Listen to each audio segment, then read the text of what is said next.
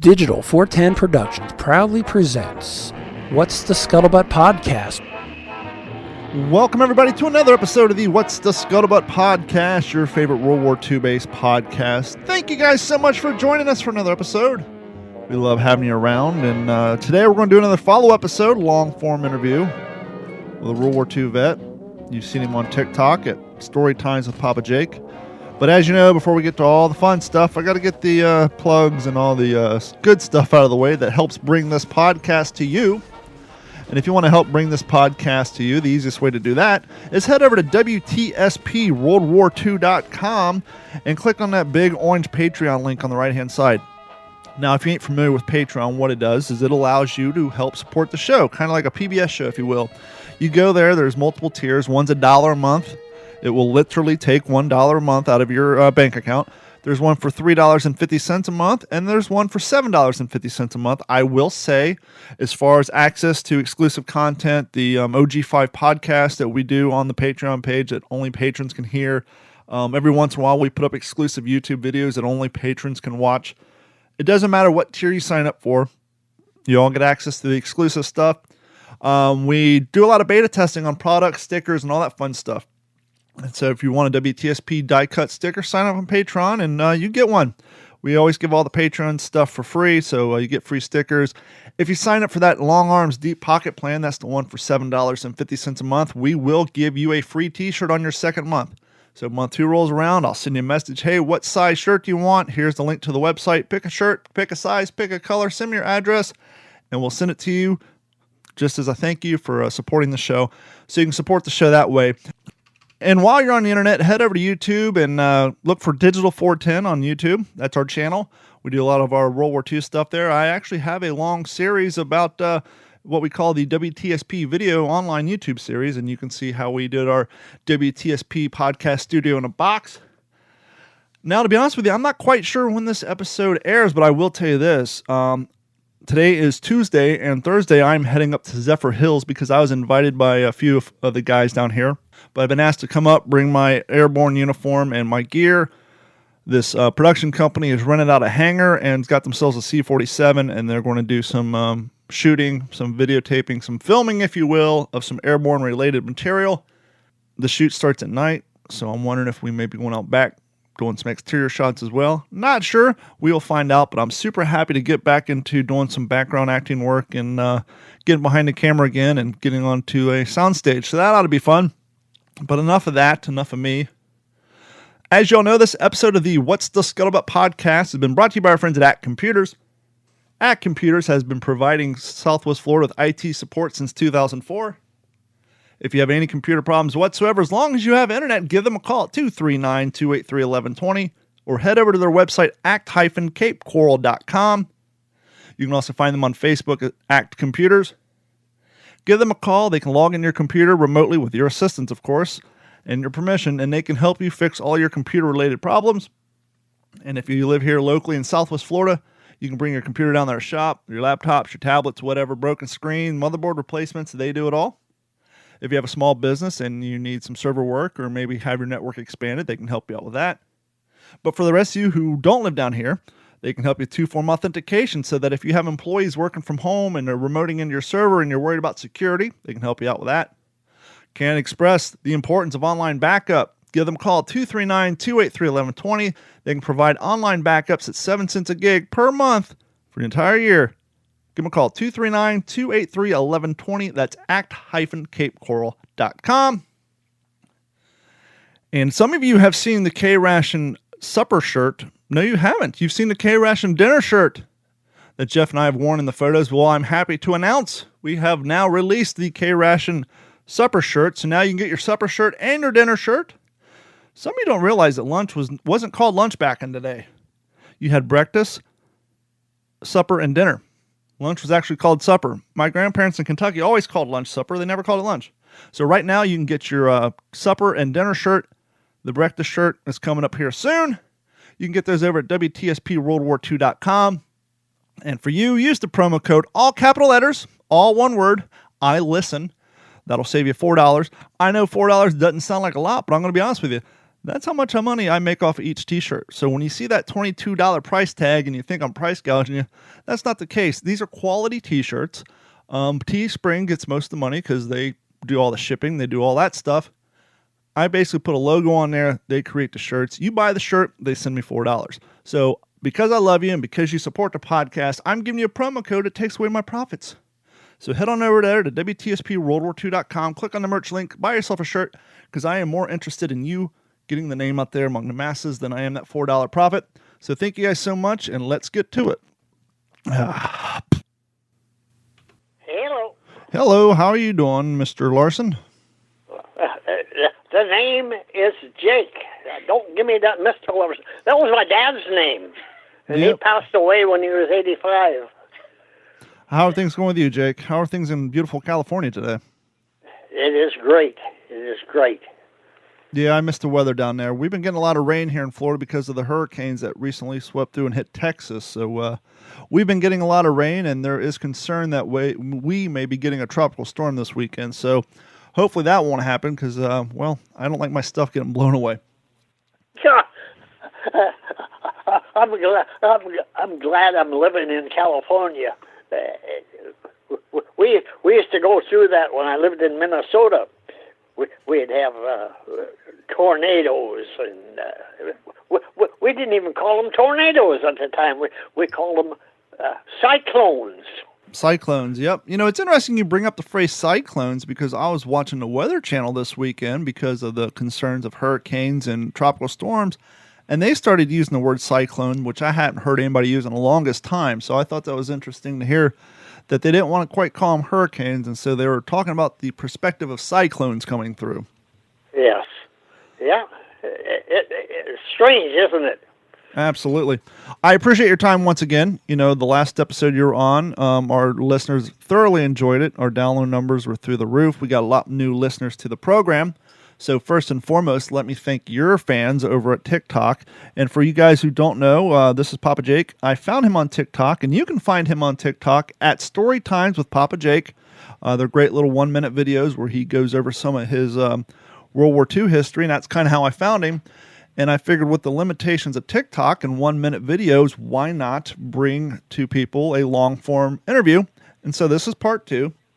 The last time we left off, we briefly got into your Bastogne saga, but we pretty much left off at San Lo, so I think we should pick up there. So you made it through D-Day, you made it through the landings, you made it through San Lo. Best of your recollection, where do we pick up from there? Palais Gap. Okay. Oh, yes. Yeah.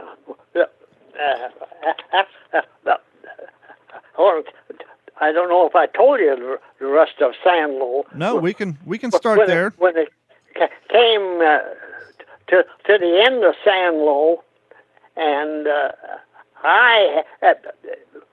we were being shelled all day, and I don't work during the day. See, I'm a freelance guy. I operate G3 from 7:30 at night till 7:30 in the morning. That's correct. I remember last episode you were telling us that you had just been given that shift. You said, "Hey, yeah, you were told go grab a nap and come back because you're working a 13-hour shift."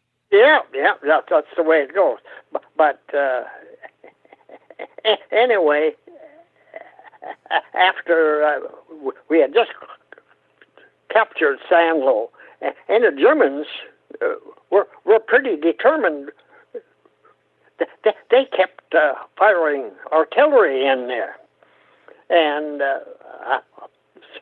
7:30, man, I'm relieved, and I go have something to eat, and I head for a ditch, just a country road ditch. There's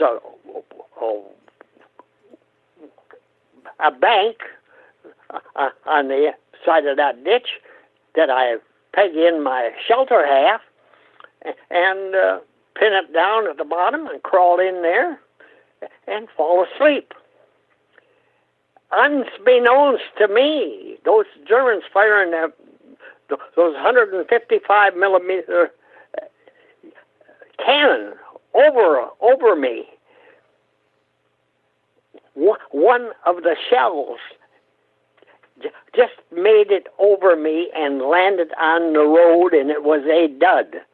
Thank you, you guys from Czechoslovakia who was forced to make the shells. Yeah, I guess if there's one benefit to slave labor and inscripted labor, it's that they're not exactly motivated to make sure the products work. So we got a lot of lives saved due to sabotage by the forced laborers over in Germany. So they got the bomb disposal squad out there, and they were sandbagging that thing and going to blow it up. And it was just about 2:00 in the afternoon, and I woke up. See, I could sleep through anything. Pounding. People were talking about, if you did not put your hand on me, I would not wake up. So I woke up, and these guys were walking around up there on that road, and so I took the lining out of my helmet and put in some water there and brushed my teeth and dumped that water out and was going to put in a little more and shave. And somebody up on the road said, "What the hell are you doing down there?" I says, "I just brushed my teeth." I says, "I thought I'd shave now." "God," he says, "I thought we cleared this place." He says, we got a 155 millimeter shell that came right over you and landed on the road, and we're sandbagging it. We're going to blow it up." That would have been a heck of a wake-up call. My life has been, everything that happened has been close, but close only counts in hand grenades and horseshoe. Yep. So I had to get this story in because my life is still that way. At 97 years old, I don't have an ache or a pain in my body. No arthritis, no thing. I do have 11 stents in me, which is a pretty unusual thing. Yeah.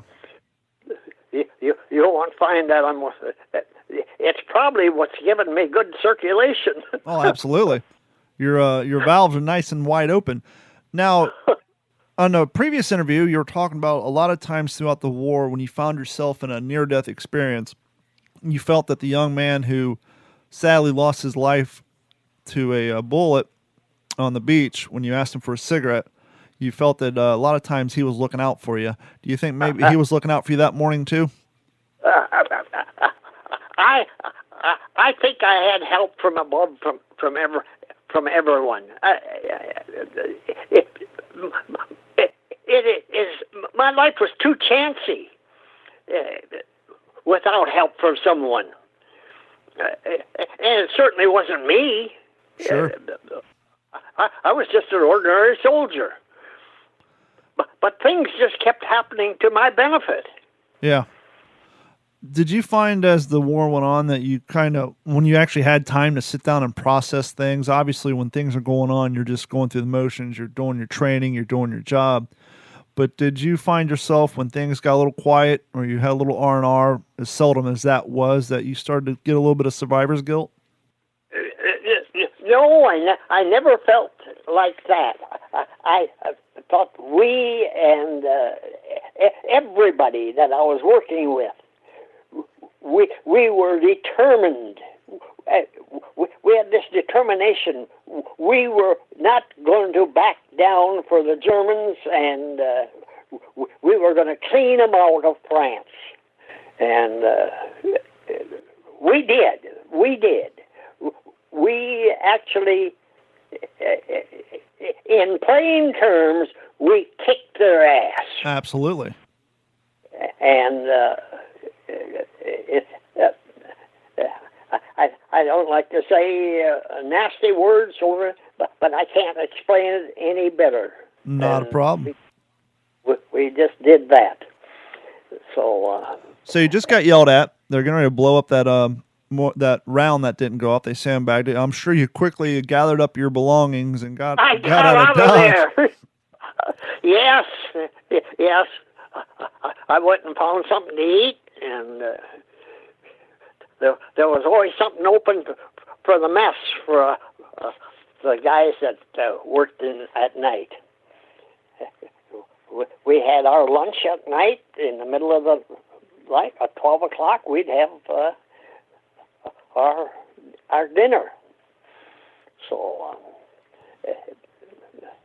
life was strictly different for me than ordinary soldiers, and I took advantage of that. Well, absolutely. Like when we went to Paris, I walked around during the day and checked things out, and I went to the Louvre. I was colorblind then. I was born colorblind, and I did not appreciate the Louvre. Yeah. I'm one of those guys that could look at a painting and say, "Man, I could have done better than that." You know. I feel the same way about tattoos. That's why I don't have any. I'm like, why do I want to spend that kind of money for that kind of work? Yeah. Why buy something like that, or why save something like that, man? Some child I know does better work than that with the crayons. Well, yeah. we know that the Germans were in possession of France for a good period of time. We've all seen the pictures of Hitler in front of the Eiffel Tower and going around to all the monuments. What sort of condition did they leave Paris in when they hightailed it out of there?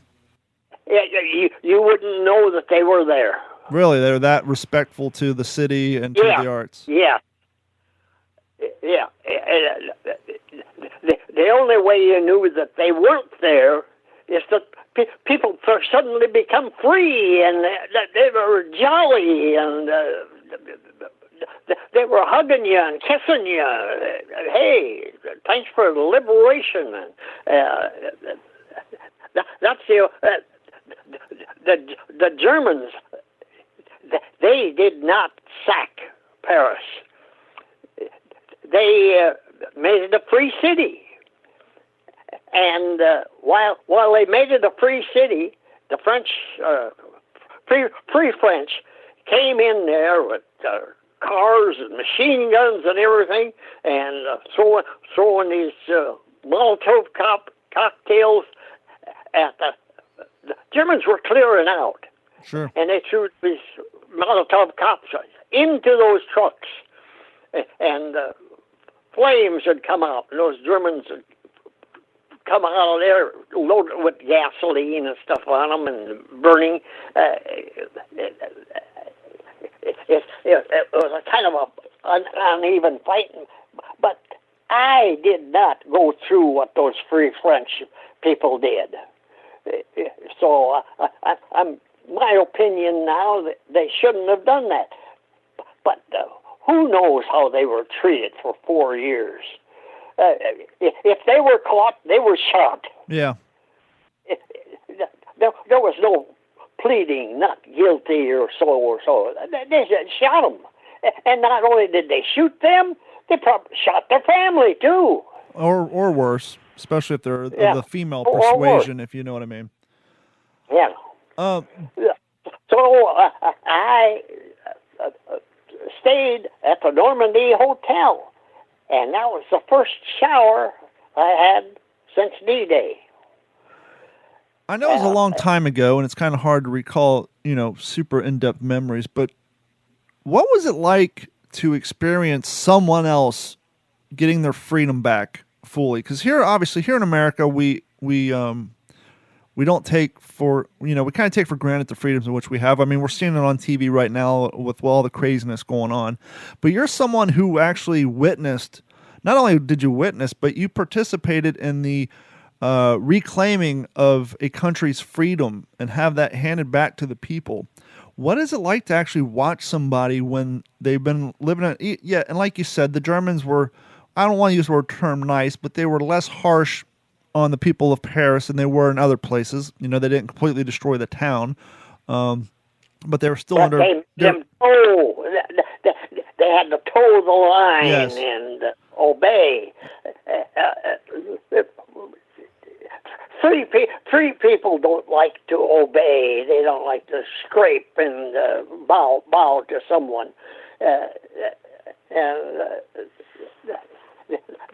They were joyous. I couldn't. They didn't speak English, but they demonstrated English because hugs and kisses. It doesn't matter who they're from. The language doesn't count. It's the way you give them. The appreciation they showed. It's an unbelievable thing to go through, but we were happy. Yeah, we were happy to be there. And I don't think a lot of people realize how, you know, my grandfather was over there in the war. He did grave registration in Europe. So obviously I'm one generation removed with my parents. But I don't think people realize how beneficial of what, well, obviously freeing countries from tyranny is beneficial, but just for the sake of what I'm getting to, you being an American, seeing people who have had their freedoms taken away, seeing people who've been going through terrible things, and then you witness 4 years. For 4 years. And then you and your entire generation witness that, and it's burned into your brain of how valuable and how delicate freedom is. And then you guys bring that back here to the States, and you remind your children of that, and your children remind their grandchildren of their children, and your grandchildren of that. And I think the world itself has benefited greatly from that sharing of that experience, the reminder of that experience. But I'm almost wondering if we're getting just far enough removed now that on a worldwide scale, the current generations, they don't realize what happened back then and how delicate and how much of a gift true, honest-to-God freedom is. And I wonder if that's why we're starting to see some of the people doing these resentful things that they're doing now. Don, I'm truly amazed with these little talks, like right now, and the ones I have with my granddaughter and you. The results stagger me. I got tears thinking about it. Yeah. I've got over 1 million followers that have looked at my stuff. I don't think I even deserve that. It's those people that are buried over there. They made it possible for me to be here. Yes, but you carry a very valuable role. It's your, I don't want to say job or duty, but it's the task that you have taken on yourself is to share their stories, because obviously they can't. And obviously, I'm a living historian. I'm a World War II reenactor, and a lot of the people who listen to this podcast are. And what we try to do is talk to gentlemen like you and your colleagues and people of your generation so that we can learn as much as we can, so we can take that task on and share your story when you're not able to. And as an example, today's Wednesday. Tomorrow night, I'm actually driving 2.5 hours, going up to an airport in Zephyr Hills to participate in the filming of a documentary where they're filming the B-roll, if you will, so that when they're talking to a vet, they cut to the action scenes. And I'm actually going up there in my 101st Airborne impression. This company's rented out a hangar. They got a C-47. And so me and my friends are going up there. We're going to play the roles of the men of your generation of the 101st Airborne, so that when this program hits TV or the film circuit, wherever it's going, we can do our part in taking the information that we've gotten from your generation and keeping that message and that story alive. And that's one of the things that's most important to me with this podcast, is to interview vets like yourself and your brethren and get that message out there and have a permanent available source for people to hear at any time they want. And then we can also learn from your all's message and carry that on so that we can continue to try to carry on the message of peace and what came from the war. As reenactors, some people think we're trying to glorify war. We're not. We're trying to remind people of the gifts that came from it, why it had to happen, why it was so necessary, and why it's so important to remember the horrible details so that we can appreciate the package, the gift that came from it in the form of somewhat worldwide peace, with the exception of the communist countries. Well, I'm staggered with the response I've got. I'm a little farm boy from Hope, Minnesota, and I tell people I think I put Hope on the map. Yeah. And I have friends who said, "My God, Jake, you're giving all that information. How much are they paying you?" I said, "I'm not in it for money." I said, "We're doing this to honor those that gave their life for me to be here. Those cemeteries are full over there. We left thousands and thousands of soldiers. And I lived that." Yeah. At the 75th anniversary of D-Day, I was down there on Omaha Beach Cemetery. And to tell you the truth, that's the first time I was in a military cemetery. I came in on Omaha Beach with part of the 1st Division. We had the 1st and 29th Division. And Operations Sergeant, I had to come in with them. When I had 5 reporters with their television cameras following me, and they said, "Walk out amongst the graves and start reading one of the inscriptions."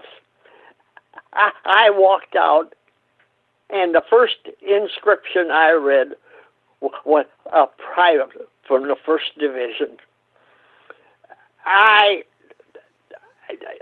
don't know if I did the proper thing, but I backed up and raised my hat in salute to him. That has gone viral, that picture of me. I still to this day don't know if that's a proper way of acknowledging all those guys that gave their life. Over 9,000 on Omaha Beach alone. And then there's 60,000 that gave their life at the Battle of the Bulge. And not only 60,000 gave their life, they said a little a postscript after the 60,000 gave their life. 10,000 missing. How is that possible?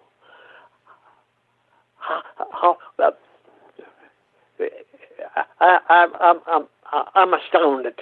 Yeah. It's, trying to, well, one, I guess a little bit back then, the logistics was, you're trying to keep track of all these men and these numbers on both sides. And then you have, in the case of Bastogne and Battle of the Bulge, the artillery fire was so intense, or at least I've been led to believe through reading and watching shows, that a lot of the guys were just hit with more, artillery fire on both sides, and there's just nothing left of them to claim. And then obviously you have about those 10,000. Yeah. The Germans captured a lot when they first came in on December 16th. They came in that morning, and man, that's an experience. Yeah.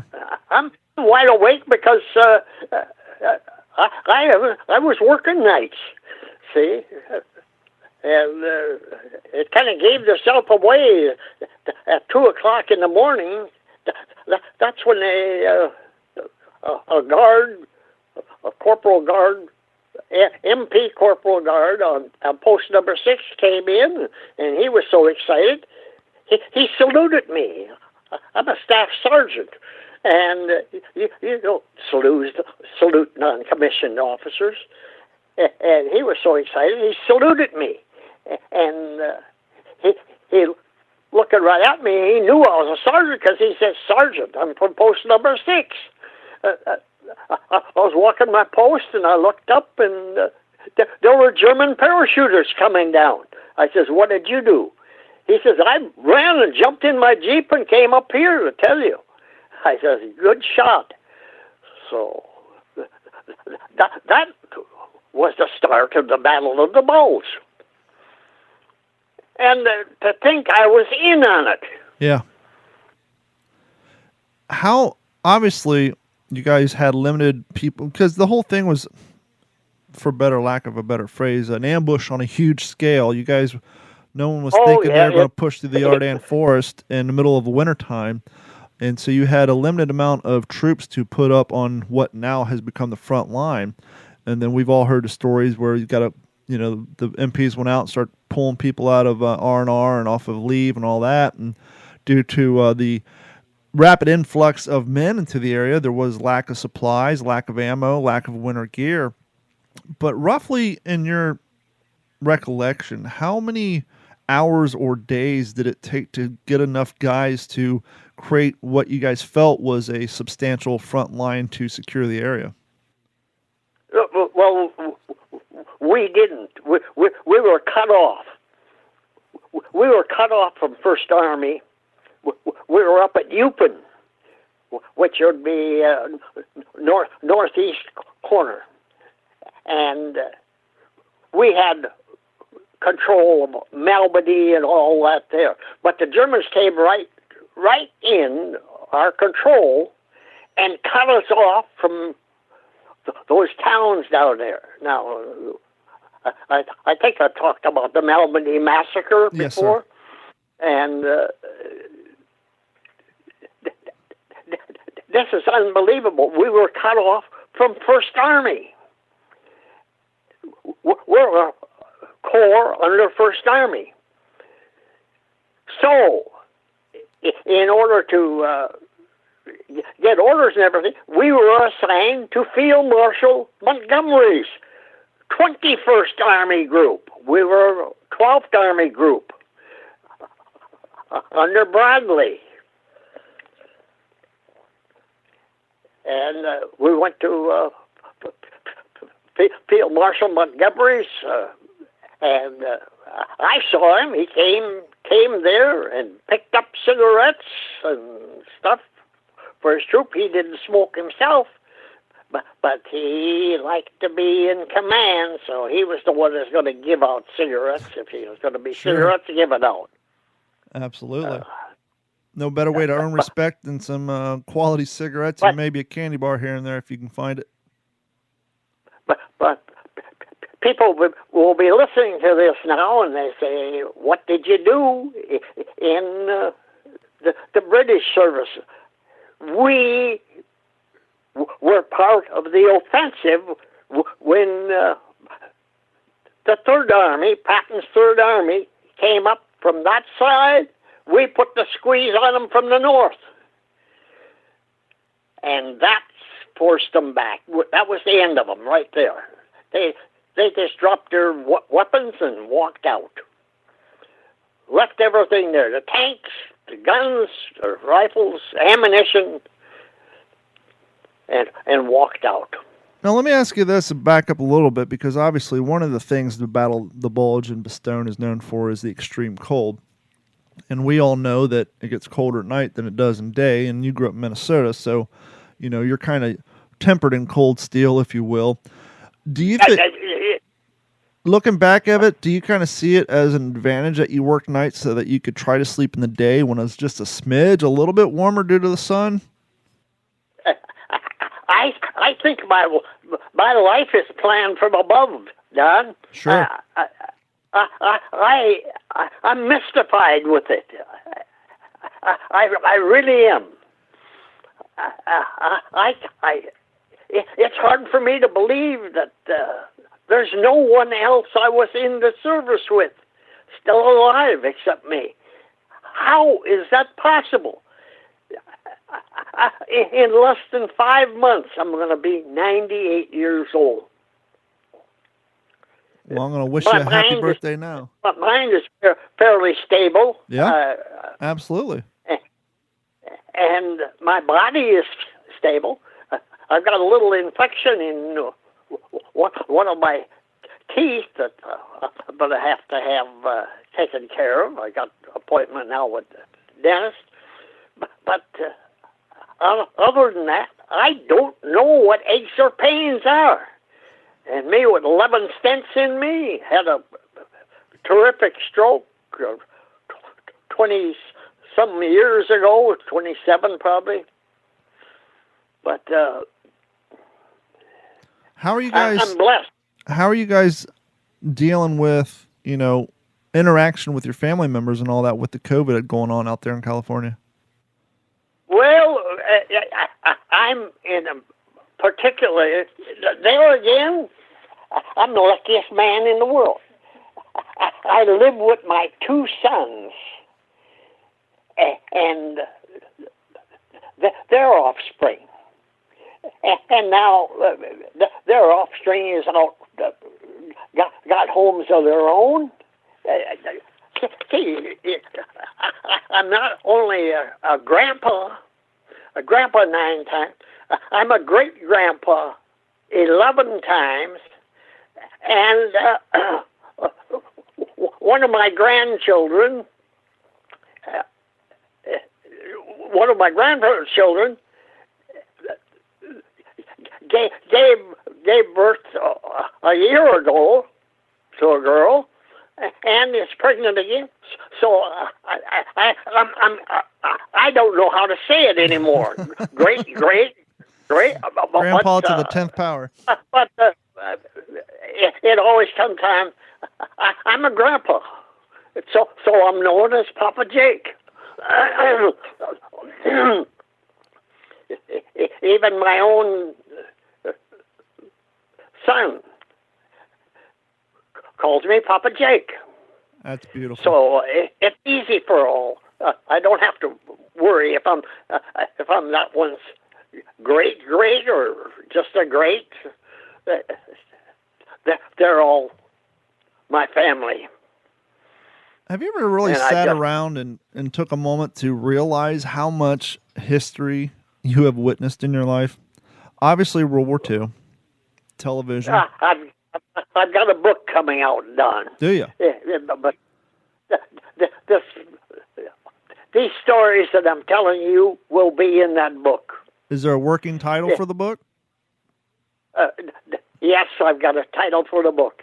The luckiest man in the world, Jake Larson.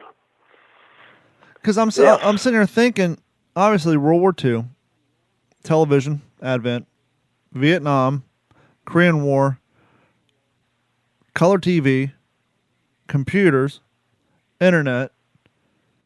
I have none of that. Well, I'm just saying you've witnessed it throughout your life. Oh, I've witnessed. Oh, yeah. I used to be a television repairman.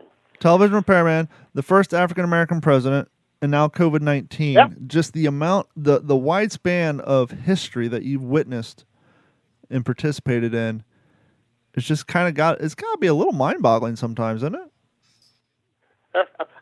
I think Harrison was the president when I was born. But I remember Herbert Hoover, and he got in for a chicken in every pot, mm-hmm. and then Roosevelt got in there, and you couldn't pry him out with a crowbar. He got in for 4 terms, which is very unusual that I lived through that. And President Roosevelt, when I turned 21 while I was overseas, during the war. I got a chance to vote, and I voted for President Roosevelt for his 4th term. You won't find many people that have done that. Isn't that the truth? And I voted over from overseas. Yeah. Talking about a mail-in ballot. That's a V-mail ballot. Yeah, it's a crazy thing. You know, a while back, when we were suffering through the recession and unemployment was through the roof, some people suggested maybe that we take a chapter from the good days, from the 40s and the 30s, and bring back the Civilian Conservation Corps to help, one, do the jobs at the Civilian Concentration, I'm sorry, I'm tongue-tied. Anyhow, do what they did back then. Yes, and, building roads and all the infrastructure stuff, and not only provide work. Well, that was the roads were built by the WPA. That was called WPA, Works Project Administration. I lived through all those. Yeah. Those CCC camps. I had an older brother that was 12 years older than me. He went to that. They paid Army wages, $30 a month. Well, that's the work that they did, you couldn't hire that work done for 3 times that much. Yeah. So that was a bonanza. Well, not only did it provide employment, but at the time it provided much needed food and housing. But not only that, but since it was ran kind of loosely by a branch of the military, it provided a lot of structure and work ethics to people who needed it. Grew up at WPA. They became good soldiers too. Absolutely. And so I don't know if it would work on today's scale. I mean, yes, providing the jobs and doing that type of work may work now, but definitely not the input and the military style structure. That wouldn't fly nowadays. But it would be a good source to help get some people who have lost their jobs with what's going on to get back to work. Well, people don't realize what money was compared to now. Sure. Think of it. I was born in 1922. When I started to go into town, 5, 6 years old, with a younger brother alongside of me, and we like to go to the 5 and 10 cent store and just look at stuff. And we'd ask my dad for some money so we could go to the 5 and dime store. I am not making this up, so help me God. He gave us each a penny. And he says, don't spend it all in one place now. Yep. And we trottled off to the 5 and dime. And we looked at everything. Everything. Rubber bands were 5 cents for a big package of those rubber bands. Those rubber bands, we were making slingshots at home, and we tried to cut inner tubes into rubber bands so we could make. You cannot cut an inner tube straight with a scissors. Nope. So here those rubber bands were 5 cents. I put a pack of those in my pocket. Uh-oh. And when I got home with those rubber bands, we got the slingshots out on the table and putting those rubber bands on. My mother came along and says, where did you get the rubber bands? Oh, we got them at the dime store. How much did they cost? Wow, wait a minute. We had 2 cents. I said, well, I didn't pay for them. Nobody was looking, so I put them in my pocket. She says, put them up on the buffet, and next week when we go in, you are going to carry those back in and tell them you stole them. Worst year of my life, worst week of my life. Waiting, the anticipation. And they had a runner. It seemed like 10 miles long to the cash register where the manager was. And I felt like crawling under that baby and getting up there. What a lesson. What a lesson.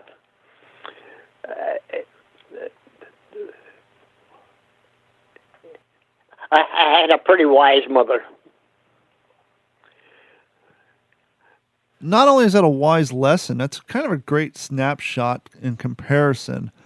I think as years gone by, nowadays, a mother would say, hey, you don't take things that don't belong to you, but I don't know how many of them would go through the effort of driving back to the store to return a dollar item or something. They may, chastise their child. 5 cent item. 5 cents. Yeah, Yes. I was adjusting for inflation because there's nothing anybody could buy for 5 cents now. But my point being is the lesson that you learned, because once again you had to wait a week, so the anticipation, not knowing what the store manager was going to say to you, not knowing what your parents were going to say to you, so that little thing of your mom making you return that item has probably served you so well throughout your life, because it's one of the most important values and lessons in life is you don't take things that don't belong to you. And if you don't have the money to get it, don't steal it. Go out and earn the money and then go buy it. And by the way, and it's funny when you brought this up, because I was thinking I have another podcast. It's a general entertainment podcast. But my brother and I were talking about how when we were kids, when we didn't have money for things, we would window shop, which I don't think kids do that nowadays. And we would go, for example, we were heavily into skateboarding at the time, and they were quite expensive, and we didn't have the money. So we'd go to the skateboard shop, and we would study every component that made up that skateboard and all the different brands and the different prices. And we would build a catalog in our head. Okay, when I have the money, I need to save up this money. And we would learn everything about that particular item, so that when we actually had the money, we would go to the store. And it became so important to us. And so instead of just going out and buying it and leaving and playing with it for an hour, when you spend months planning, learning, educating yourself, saving up the money, when you finally got that item, it meant so much more to you that you utilized it for a longer period of time. And something like skateboarding or surfing or biking or scuba diving, it becomes a lifestyle and not something you just tried for 10 minutes and walked away from. Don, I never knew what toys were. Yeah. Never owned a bike. We asked for a bike, and my dad said, "Bicycle? They cost $5. I can buy a car for that. Yeah. You can buy a Model T car with good tires at that time for $5. I'm not joking, because my brother did. Yeah. My brother Leo bought it. And you kind of hit on another good point. Not only has you got to pay the $5 for the bike, but in 4 months, or if you run over a nail, you got upkeep. Now you got to spend money on tires. Tires or tubes or whatever. Yeah. Well, I never had the luxury of owning a bike, and I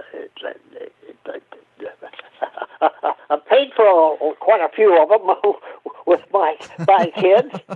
But I can ride a bike, but I am not comfortable on a bike. Sure. There's a difference in riding a bike and comfortable. I don't feel safe on a bike. And some of these kids jump. Oh, man. My stomach goes right out when I see that happen. Isn't it funny how things work? Here's a man who landed on D-Day, was there through the Battle of the Bulge, but the thought of riding a bike through traffic makes you woozy. Yes. Yeah. So Yeah. where did the war end for you? Were you there through the duration? Did you get to go home? Did you get points? The war ended at the Battle of the Bulge for me. Before, when the Battle of the Bulge was ending there, December 31st, General Dro authorized 45 days leave to all those that had enough points. Well, I pushed everybody else. I had 127 points, where other guys had barely 100. Because the point system, that's the way it was. How long you were in the service, how long you were overseas, and that's how that was all figured. I don't ask me to do it now, because I can't. But I do know I had 127 points, and I was one of the first one chosen to go back home. I was the only one out of G3. And did they send you back? Did they send you back through England first, or did you leave straight from France? I left from France. They sent me to Le Havre, France. And this is an interesting story all in its own.